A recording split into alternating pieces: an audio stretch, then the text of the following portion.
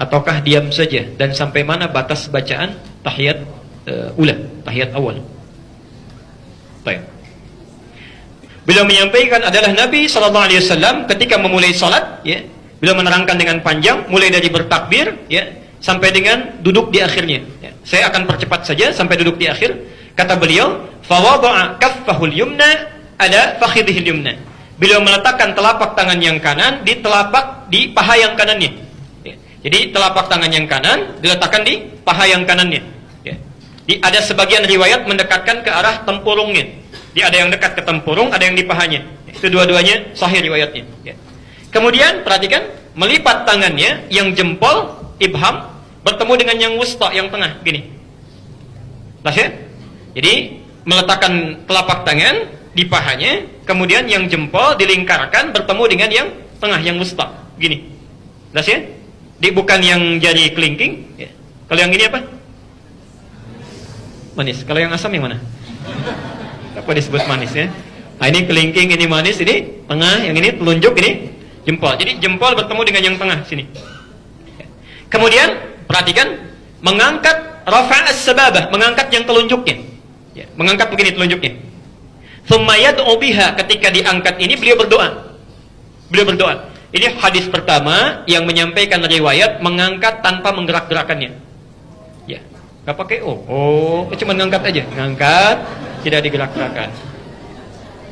Pelan-pelan. Anda bisa temukan itu di hadis Muslim, hadis 913 tadi, dan At-Tirmidzi, hadis 296. Ya. Hadisnya dari Ibnu Umar. Ya. Jadi mengangkat telunjuk tanpa menggerak-gerakannya, cuma diangkat begini, kemudian tanpa digerak-gerakan. Pelan-pelan, saya selesaikan dulu ini ya, supaya nanti tidak bertanya lagi. Menyikapi hadis ini, hadisnya sahih. Ya, hadisnya sahih. Menyikapi hadis ini, ulama kemudian berbeda pendapat dalam prakteknya. Berbeda pendapat dalam prakteknya. Imam Malik, beliau berpandangan, karena hadisnya mengatakan mengangkat telunjuknya saat tahiyat, meletakkan tangannya di pahanya, mengangkat kemudian jari yang telunjuknya, melipat jempol dengan jari tengahnya begini, diangkat, yad'u biha, kemudian beliau berdoa. Maka Imam Malik menyimpulkan mengangkat telunjuk saat tahiyat ini dimulai dari awal bacaan tahiyatnya. Ya. Jadi ketika Anda mengatakan at-tahiyatu lillah, ya, atau at-tahiyatul mubarakatus salawatut thayyibat, itu ada. Yang satu dari Abdullah bin Mas'ud, satu dari Abdullah bin Umar. Jadi ketika Anda mengatakan at-tahiyatu lillah, telunjuk diangkat begini. Ya. Jelas sampai sini? Ya, saya belum bicara kapan diturunkan ya, baru diangkat dulu saja. Nah. Kemudian kata Imam Abu Hanifah, karena petunjuk isyarat ini ketika diangkat jari telunjuk, satu jari saja menunjuk pada kalimat tauhid, dan kebiasaan orang-orang Arab ini, Imam Abu Hanifah ini, beliau dalam penalaran itu sangat cerdas sekali. Sangat cerdas. Beliau punya keunggulan, kalau membaca sesuatu itu bukan bersandar hanya pada dalil, tapi menafsirkan dalil pun lewat kaidah-kaidah bahasa, kultur, dan logika. Itu Abu Hanifah, ya, Abu Hanifah. Nah, kata Imam Abu Hanifah, isyarat telunjuk saat diangkat ini sebagai isyarat penegasan akan keesaan Allah. Karena kebiasaan orang Arab kalau disebutkan Allah, Allah, Allah, itu suka mengangkat tangannya begini. Allah, Allah, Allah, mengangkat tangannya, terutama dalam syahadat. Ya, dalam syahadat.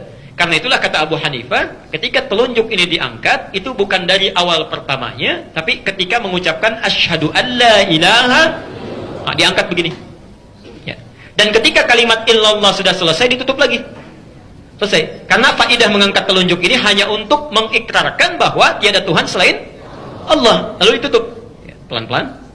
Imam Ahmad bin Hanbal berpendapat. Kata Imam Ahmad, mengangkat telunjuk ini itu dimulai bukan dari at-tahiyat, tapi dari mulai kalimat asyhadu an la ilaha illallah. Saya ulang. Bukan dari kalimat pertama, begitu selesai kita bangkit dari sujud, at-tahiyat tahiyatu lillah. Ini belum diangkat, kata Imam Ahmad. Ya.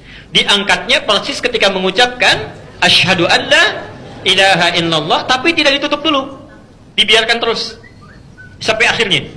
Kalau tahiyat yang pertama dibaca sampai dengan fil alamina innaka hamidum majid, kalau tahiyat yang terakhir dibaca tuntas sampai dengan salam. Jadi begitu assalamualaikum baru ditutup, kata Imam Ahmad. Ya. Apa pandangan beliau? Ini bagus pandangannya, memadukan dalil-dalil yang ada. Kata Imam Ahmad, Begitu tangan ini diangkat, kata Imam Ahmad, ya, itu menunjukkan kalimat syahadat, penunjuk itu, tapi di hadisnya kan disebutkan, dan Nabi berdoa dengan itu. Berdoa dengan itu. Jadi ketika diangkat, Nabi berdoa. Sedangkan lafaz doa itu dimulai setelah syahadat, bukan sebelum syahadat. Ya. Makanya ketika Anda berdoa, itu kan adabnya membaca salawat pada Nabi, kemudian berdoa kan? Maka orang-orang yang berdoa dalam tahiyatnya, bukankah dimulai setelah membacakan syahadat? Asyhadu an la ilaha illallah wa asyhadu anna Muhammadar Rasulullah. Kemudian setelah itu apa? Allahumma salli ala Muhammad wa ala ali Muhammad kama sallaita ala wa ala ali fil alamin innaka. Itu kan doa. Itu kan doa. Maka kata Imam Ahmad, ketika Anda mengangkatnya dalam tahiyat, diangkat begini, jangan dulu ditutup kecuali sampai selesai fil alamin innaka hamidum majid, dan di tahiyat terakhir diangkat baru kemudian ditutup kembali saat akan salam. Saat akan salam. Imam Malik mengangkat dari awal tadi yang pertama sampai terakhir. Ya, sampai terakhir. Diangkat begini sampai salam baru kemudian ditutup. Jelas sampai sini? Di sini ada 3 pendapat yang utama, Imam Malik, Imam Abu Hanifah, terakhir Imam Ahmad. Tapi ketiganya belum mengomentari apakah digerakkan atau tidak. Digerakkan atau tidak. Baru kemudian ada hadis yang datang, Masya Allah, sampai 12 matan. 12 matan. 12 redaksi. Disampaikan oleh Syekh Muhammad Mustafa Al-Adawi dalam kitab Syarah Al-Hadis, ya, halaman 178 sampai halaman 180. Semua 12 riwayat ini mengacu pada orang yang sama dari sini. Di kurang lebih ada 12 orang menerima riwayat dari Wa'il. Ya. Di antara riwayat ini ada yang bernama Ziyadah bin Qudamah. Ziyadah bin Qudamah. Riwayatnya sama seperti yang pertama dari Ibnu Umar, cuma ada tambahan, ya. Mengangkat telunjuknya begini, kemudian membuat lingkaran antara yang jempol dengan yang tengah gini. Ditambah di akhirnya, thumma yuharnikuha, kemudian menggerak-gerakannya. Thumma yuharnikuha gini. Yuharnikuha. Pelan-pelan.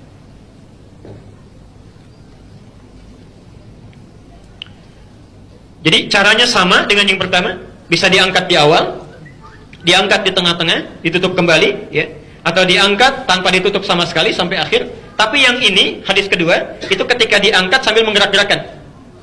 Jelas sampai sini? Pelan-pelan. Tsumma yuharrikuha, diangkat sambil menggerak-gerakkan. Jadi, saya mau simpulkan dulu dengan pelan-pelan. Kalau ada orang mengangkat begini tanpa menggerakkan pun, karena hadisnya juga ada, kuat riwayatnya, maka itu sah. Tidak ada masalah. Kalaupun ada yang mengangkat kemudian menggerak-gerakkan, menafsirkan di hadis ini, itu pun sah. Tidak ada masalah. Tidak perlu dipertentangkan. Jelas sampai sini? Jadi jangan misalnya usil, ya. Wah, misalnya ada yang angkat gak menggerak-gerakkan. Itu kurang soleh itu, ya kan?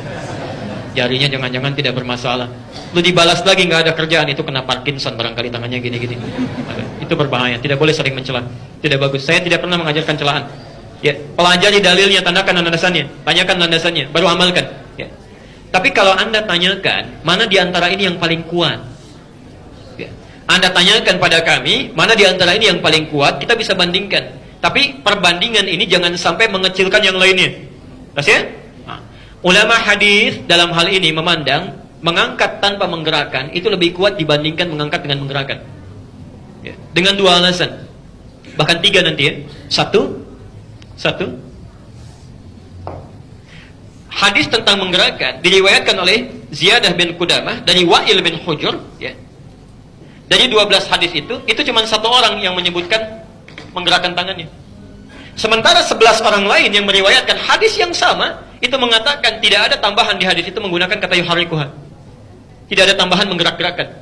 Ada 12 orang meriwayatkan dari orang yang sama, 11 orang mengatakan enggak ada tambahan menggerak-gerakkan. Yang 1 mengatakan digerak-gerakkan. Ya. Jadi kalau 11 berbanding dengan 1, kira-kira yang lebih kuat yang mana? Maka dari itu kata para ulama, jika ada 1 riwayat bertentangan dengan banyak yang thiqah, maka yang ini ditinggalkan. Ditinggalkan itu maksudnya dianggap lemah dibanding dengan yang ini.